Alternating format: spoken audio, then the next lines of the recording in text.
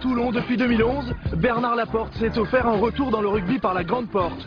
En 4 ans, Toulon a été une fois champion de France et 2 fois champion d'Europe d'affilée. Le manager du RCT partage ses souvenirs, revient sur les hommes forts qui ont hissé Toulon sur le toit de l'Europe.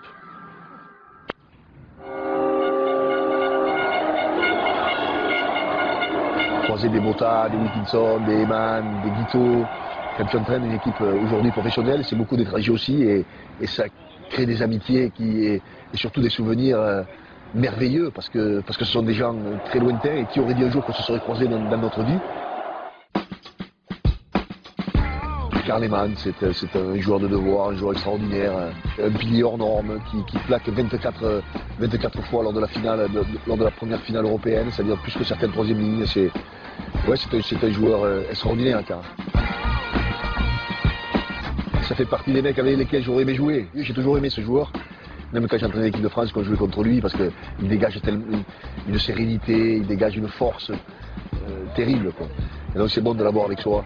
Même s'il est sur la fin, croyez-moi, quand il est avec nous, c'est rassurant.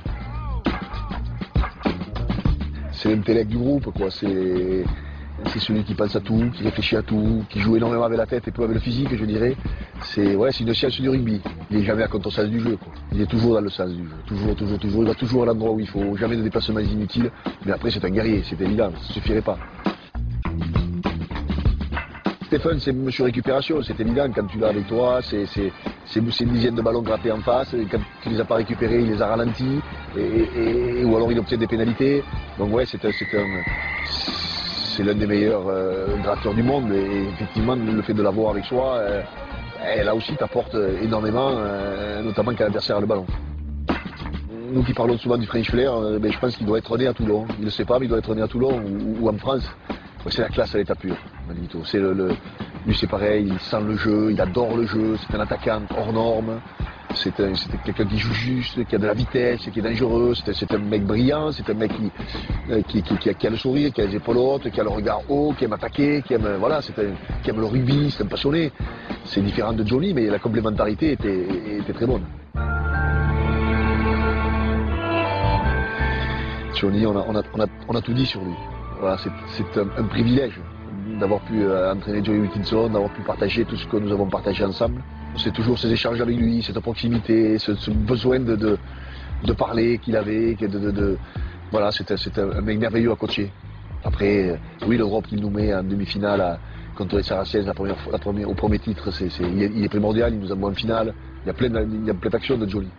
C'est un mec extraordinaire, un professionnel comme je n'en avais jamais vu. Mais surtout un homme attachant, avec beaucoup d'humilité. Ça c'est Bernie, ça donne toute sa splendeur. Il est resté avec la coupe toute la soirée. Il a dû se coucher, il avait 3 grammes dans chaque bras. Il a chanté dans tout Cardiff.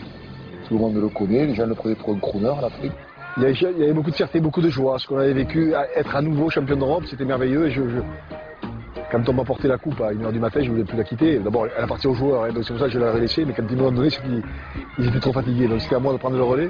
Ça me fait plaisir ce que dit Jacques. Je crois que oui, je suis passionné comme lui, tout le monde est passionné et on essaie d'apporter chacun notre pierre à l'édifice. Mais au-delà des coupes, au-delà des titres, ce que je retiens surtout, c'est l'amitié avec tous ces gens. Que ce soit ces dirigeants, que ce soit ces joueurs et surtout la bibliothèque à souvenirs qu'on s'est construite et qu'on va, j'espère, continuer à construire ensemble et qui fait que dans plusieurs années, on aura plaisir à traverser le monde et venir se voir, se croiser. Vous savez, moi, j'ai gagné pas mal de choses avec mes équipes, mais j'ai jamais rien gardé. Les trophées ne m'intéressent pas. Ce qui m'intéresse, c'est leur numéro de téléphone et leur regard qui sont les plus importants.